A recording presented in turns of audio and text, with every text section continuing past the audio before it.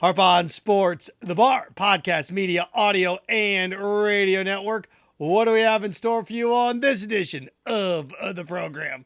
A little college football factorial as we look at the college football playoff. Now that we are here at Rivalry Week, and look exactly what is a fact and what is a fiction when it comes to how this thing is going to lay itself out. Because, let's face it, there are certain teams that can lose and still make it. There are a couple teams, if they lose, they're out. So we're going to look at facts and fictions when it comes to the college football playoff at this point. Also, college football playoff part 2.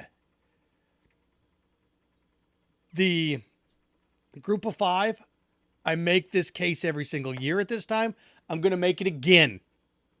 Why the group of 5 needs to break off, at least for the postseason, and do their own thing. Yeah, they should create their own playoff. Call themselves champions. Because when this thing goes to 12, they're only going to get one slot at the table. Right now, they get one slot at the table. Sometimes. Maybe. Cincinnati did. So, group of 5, they're going to continue to hose you.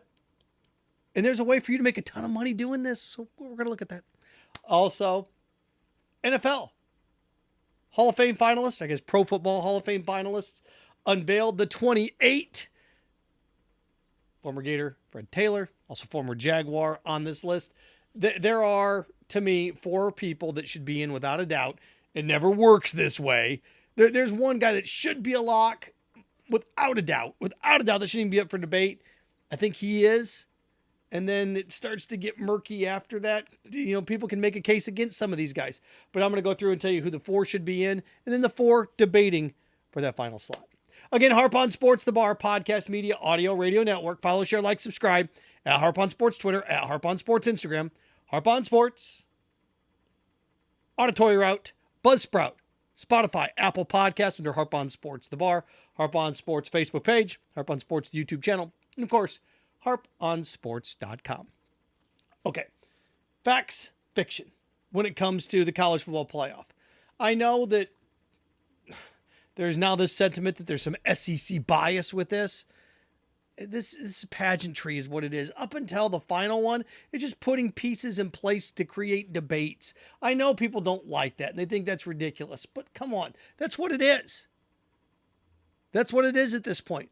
Alabama, Alabama's too high. LSU shouldn't be ahead of USC. Well, if LSU beats Georgia, the committee will say, hey, you're right. Should have been up there. If LSU loses to Georgia, Southern Cal just slides into their slot. And I understand that this stuff has to be created for drama and it creates debates, and that's fine. I don't fall for it. I don't. You can fall for it if you want to. What's going on? Why is this team here? Why is this team here? Come on. If Southern Cal wins all their games, they're going to make the college football playoff. They are.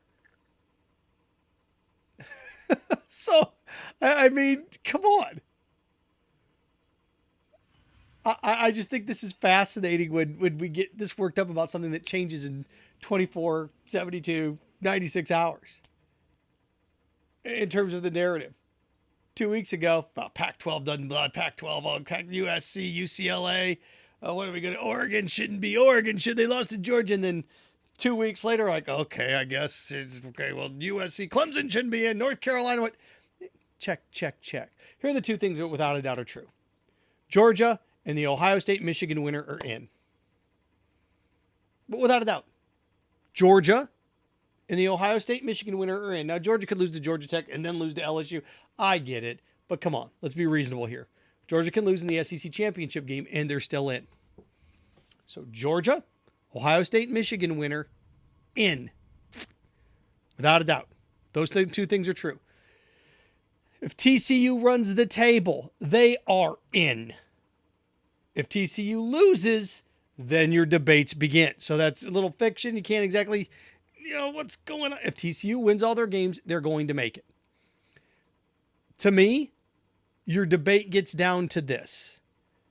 USC, with 1 loss, if they run the table, and the Ohio State-Michigan loser, that ends up being the debate. Because if it's USC and TCU loses a game, at this point, TCU would be losing what? The Big 12 championship game to Kansas State? That means USC won the Pac-12 to go USC in, TCU out. These things line up perfectly. Everybody throughout the course of the last few weeks, chaos. Look at all these upsets, chaos. It's not chaos, it's clarity. Losses in college football provide clarity. We have more clarity than ever. Tennessee, gone. North Carolina, gone. It cleans this up.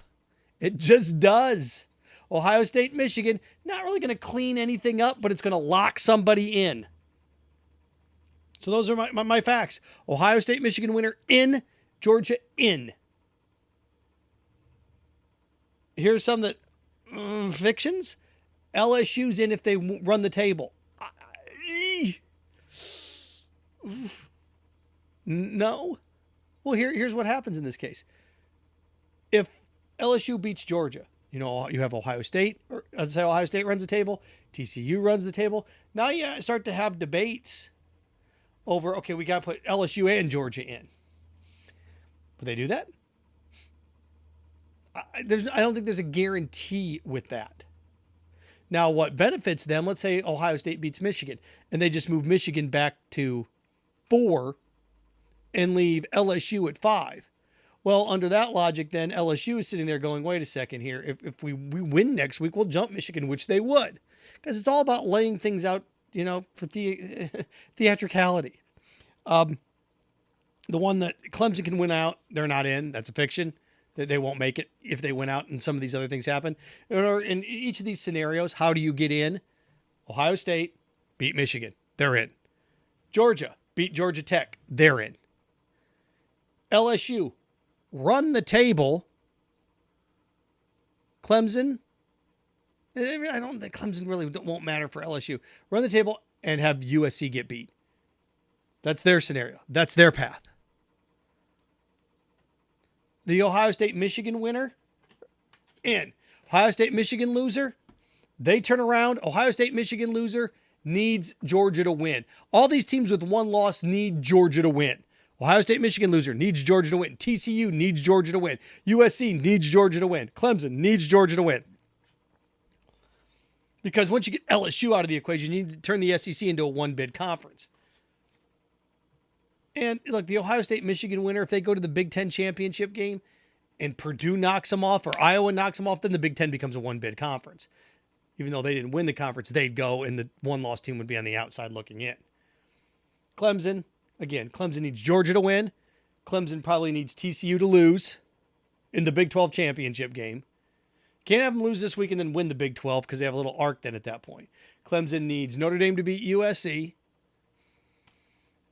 So there's all these things out here, facts and fictions, and how this thing lines up. So everybody's got like these resume builders, and okay, these are the three boxes that we need to check. The two schools that have the least boxes to check are Georgia and the Ohio State-Michigan winner. The one that has the most boxes to check is Clemson. We need Notre Dame to beat USC. We need Georgia to beat LSU. We need TCU to lose to Kansas State. Because at that point, your debate is what? TCU, who just lost the Big 12 championship game, or a Clemson who won the ACC. There's where that gets tricky. One loss TCU, one loss Clemson as an ACC champion, and Michigan who just lost to Ohio State that didn't even play. And it goes back to the premise that I've talked about. Once this thing goes to 12, you're going to be rewarding teams that didn't make their conference championship game and punishing teams that make their conference championship game and lose. Hence LSU. If this is a 12-team playoff and Georgia beats LSU, does LSU fall out of the top 12? What do you do with Notre Dame that beats USC? Do they sneak into the top 12? So those are the things that as you look down the line. So facts and fictions when it comes to the college football playoff. It's really simple. There's like 6 or 7 things as they take place. And no matter what you do, this is the one year. Oh, the chaos. You can't create chaos. You can't. Okay, what if LSU wins? Okay. And Clemson wins out. And USC wins out. See? What did I tell you? Well, chaos is everybody winning, not losing. Now it's funny, we get to the end, be like, okay, what if this team wins with, wait a second, I thought you wanted chaos. You were just rooting for losses a couple weeks ago for chaos, now you're rooting for wins? The closest thing, and I was thinking through this in my head, the closest thing you can have to creating chaos is this. The closest thing you can have. Georgia, and this is ridiculous because none of this stuff's going to happen. Georgia loses to LSU. Clemson wins the ACC. USC runs the table and wins the Pac-12. TCU loses to Kansas State in the Big 12 championship game. The Ohio State-Michigan winner loses to Purdue and Iowa in the Big 10 championship game. Those are your chaotic scenarios. That's the path to chaos in this thing. And it's not really chaos because you look around and go, Ohio State lost to Michigan, or Michigan beat Ohio State. That winner loses to Purdue. All right, Purdue, congratulations. Welcome to the Rose Bowl. Ohio State goes, Michigan's out. See, it's pretty simple at that point. The best thing for college football would be 1, Georgia, 2, Ohio State, 3, TCU, 4, USC. That would be the best thing for college football. Now, branding-wise, you can sit there and say, well, I think that, Clemson should be in there. I don't, not this year. Not the way that they're playing. I think TCU, because think about this. You pull California, you pull Texas. The Midwest could be Ohio State or Michigan. You could really sub those two out, but let's go Ohio State because SEC people just hate Ohio State. Michigan, Ohio State despise. And Georgia. Georgia won. Georgia, Southern Cal, Ohio State, TCU. Yeah, pretty good. Pivoting from that to this, the group of 5, now you sit and you see what's going on with Cincinnati, Tulane, UCF. And I sit here and I look at this, and with all the money out there, look at the money that networks threw at the XFL. Look at monies that were thrown at, what was the United Football League or whatever, what we had a couple years ago. It didn't work, but money was thrown at that. Look at things like Maction. And there's other conferences now kicking the tires on that, going, we want to be like the MAC, where we get like Tuesday and Wednesday night games. Not a ton of money per se, but money. Well, who owns the rights to the college football playoff? ESPN. Okay. Who doesn't own rights after that? Well, nobody, right? Well, you have Fox Sports that's sitting around that have FS1. Fox Sports, big part of the Big Ten. You have NBC, which has their Notre Dame. But college football-wise, as they try to work out some deals here, you get a couple things. CBS only has 1 bowl game. They got 2 now. Just look at the bowl games, how ESPN dominates the bowl games. Well, the reason all these more bowl games get created is because networks want to get involved with this stuff. Putting a football game on between 2 6-6 teams on December 28th at 8 o'clock at night is going to draw far more interest than running what? World Series of Poker? So if I'm the group of 5, and you look around here and the big schools still play you because they want to add wins to their record. It's important to them. If I'm the group of 5, if I'm the MAC, the Sun Belt Conference USA, the American Conference, and the Mountain West, I'm creating my own. I do this every single year. This is what it would look, and this is what you do. 8 teams, your group of 5. 5 conference champions, 3 at larges, just like we were talking about 8 with the other one. Now it's going to go to 12, but 8. And then you go home sites, neutral site championship.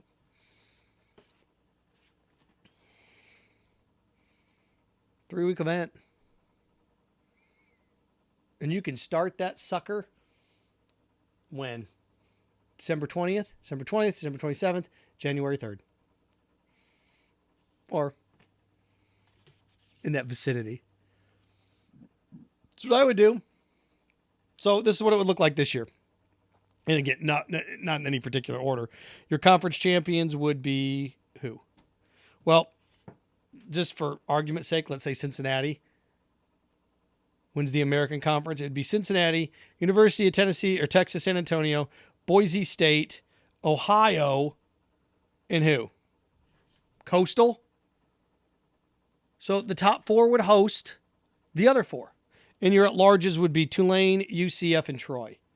You're like, oh, Seth, that's ridiculous. Look, and if you're hosting one of those, like I know I went to Western Michigan. If Western Michigan is hosting University of Texas San Antonio in a playoff to win Group of 5 championship, yeah, they'll get 30,000 people to go to that. You bet they will. You bet they will. And then you toss up a neutral site game when it comes to this. Where the neutral site game? Oh, knock yourself out. Pick a place. Seriously, pick a place. You'd want a smaller venue. You wouldn't want a large. Indianapolis is centrally located. I always mention Indy. You're not going to go out to LA to do this. I know some of the Mountain West schools would want it out there. Vegas is something that you could turn around really quick with hotel rooms.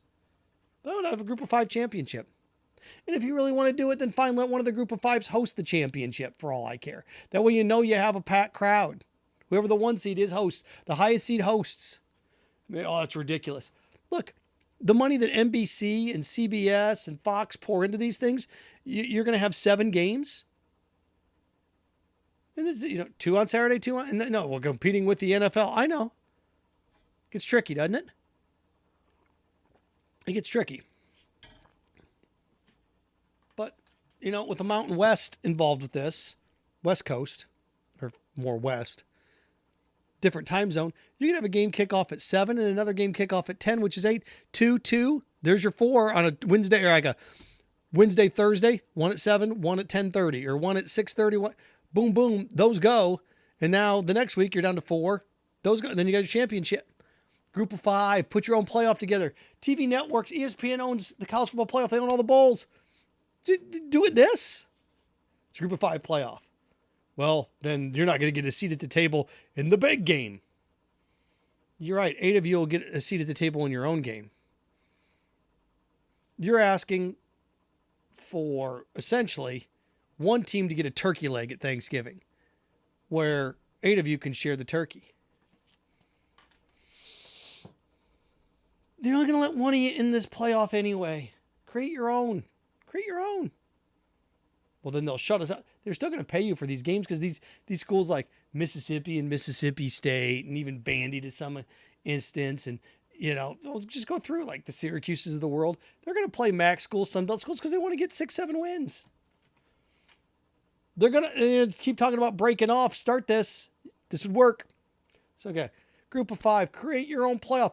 Call yourself national champions. Force them to put you at if you create your own, we're our tournament of champions.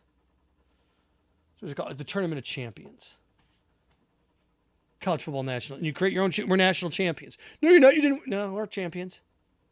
We got 1 seat at the table. We want multiple seats at the table. You force their hand. And does it merge? I don't know if it exactly merges, but here's what you get with this. You ready for this? A little secret. Ready? Every conference champion gets a bid. That's what you're trying to force. Because if you sit around and hope that they throw you some scraps, it's like trickle-down economics. It's not going to happen. It's not. Why would they share with you? Why? Wanted to wrap with this. College Football Hall of Fame. Pro Football Hall of Fame. Finalists. 28 finalists announced. And there's guys on there that, Eric Allen, Rodney Harrison. There's guys in there. I'm like, okay, these are good football players. But are they Hall of Famers? To me, there are 4 guys that I look at the list and say, yeah. To me, yeah. Yeah, Hall of Famer. Now, when I start to think about it, I'm like, oh, I don't know. Usually, then that goes to the Hall of Very Good, not the Hall of Fame. Football's so different, right? 6 guys, 5 guys, now that they've jumbled it a little bit and veterans get the committees. Look, to me, there's 4 guys when they walk into the room. It's not a debate. Joe Thomas, not a debate. Darrelle Revis, not really a debate. Thomas is no doubt. You could kind of throw some old Revis was only great for 7 years. And okay, I guess it's, but that guy was the preeminent corner in the NFL. Revis Island. They had a nickname because he just put, so, and I know that's clever, but the guy was the best defensive back in the NFL for 8-9 years. To me, he's a Hall of Famer. Check. James Harrison. You kidding me? Just Steelers defense. I mean, James Harrison, check. 2 Super Bowls. You win 3. You want to know what the Patriots in there? Just a monster. And then the guy that didn't get in last year, and the Hall of Fame's got a problem coming, and Andre Johnson. And the problem is, for the longest time, the NFL had a logjam at wide receiver. They're like 5 or 6 guys. You know, you'd have 20 plus finalists, 28 finalists, and you'd have 7 wide receivers. Like, oh boy, what do we do? So they started clearing out that logjam at wide receivers. What they did, they started checking. Okay, we gotta get rid of it. Now, of these 28 finalists, what I count 7 wide receivers again. 7 of the 28 are wide receivers. And that list is just going to keep growing and growing and growing because it's a much more vertical game now, right? Football's a much more vertical game, so you're just going to get more and more and more receivers every year. And there's a bunch of them in here this year, right? You have Andre Johnson. Welcome to the party, Steve Smith. We talk about Torrey Holt. I don't know if you consider Devin Hester a wide receiver, but kick returner. But he fits that mold, doesn't he? So, Hines Ward. Okay, you get 6, 7. You're gonna have to start checking some of these receivers off the notepad here just to clear it up a little bit. They had a logjam on the offensive line a couple years ago. They've kind of cleaned that up a little bit. Tony Baselli finally gets in. You've kind of cleaned up that logjam at offensive line. Now you got a new one coming because you got multiple receivers starting to enter the ballot. Reggie Wayne, Torrey Holtz of the world. Torrey's been there for a while now, and so's Hines Ward. But Steve Smith's now, and now, do I think Steve Smith's a Hall of Famer? Yes. But Andre Johnson's waited longer, right or wrong. You can't put 4 receivers in the same class, so they try to balance this out a little bit. So I have Andre Johnson of that group. Should be in. No, look, you put Steve Smith instead of Andre Johnson, fine. But if you put like Hines Ward instead of Andre, I'd be So I think the 4 that should be in: Joe Thomas, Darrelle Revis, James Harrison, Andre Johnson. And then this is where the debate begins. Dwight Freeney, Steve Smith Sr., DeMarcus Ware, Devin Hester. Those 4 guys for those final slots. It's like a grocery list every year. It's like, okay, this is what we need. Now, what do we want? What would we like to see? I think Joe Thomas is in, no questions asked. He's the best, one of the top 2 or 3 defensive tackles or offensive tackles in the league for a decade. So if I were going through this, Joe Thomas, Darrelle Revis, James Harrison, Andre Johnson, and then probably Dwight Freeney. Probably. Was his stand out in the Colts because the defense was so over those years. And then, he and Bob Sanders, remember the Colts defense kind of clicked. But doesn't that make Dwight Freeney even more special because the Colts didn't have a bunch of Pro Bowlers and it was just him, as opposed to James Harrison, who was surrounded with a bunch of other Pro Bowlers on defense? Darrelle Revis had Bart Scott. He had some good guys on his defense, but again, it's structural, different positions. I get it. But Revis and Thomas shouldn't be a debate. If Revis and Thomas are in and you decide to go, okay, we're going to go with Dwight Freeney instead of James Harrison, I can live with that. But they'll be a receiver, just a question of who. Fred Taylor, you look at his numbers. The thing about running backs is as time goes by, Fred's just going to look more and more impressive. Yeah, I know that we're going to get Derrick Henry's going to enter the fold because you got guys like Ricky Waters and Fred Taylor out there that are just kind of sitting there hanging out. But running back numbers are just going to get stronger and stronger because you don't have 10,000 yard backs anymore. Unfortunately for Fred, we're going to have to wait 5, 6 more years. The way it is, man. The way it is. Harp On Sports, the Bar, podcast, media, audio, radio network. Follow, share, like, subscribe at Harp On Sports Twitter, at Harp On Sports Instagram, Auditory Route, Buzzsprout, Spotify, Apple Podcast, Harp On Sports Facebook page, Harp On Sports YouTube channel, all under the bar, and of course, harponsports.com. Going to have my predictions, Rivalry weekend, Twitter, check them out at Harp On Sports. I'm going to drop a couple each day leading up to Rivalry weekend. I'm going to Notre Dame, Southern Cal, looking forward to it. First time to the Coliseum. Should be fun with my old man. Remember, stay clean, stay focused, stay strong. Frankenstein. Have fun with your friends.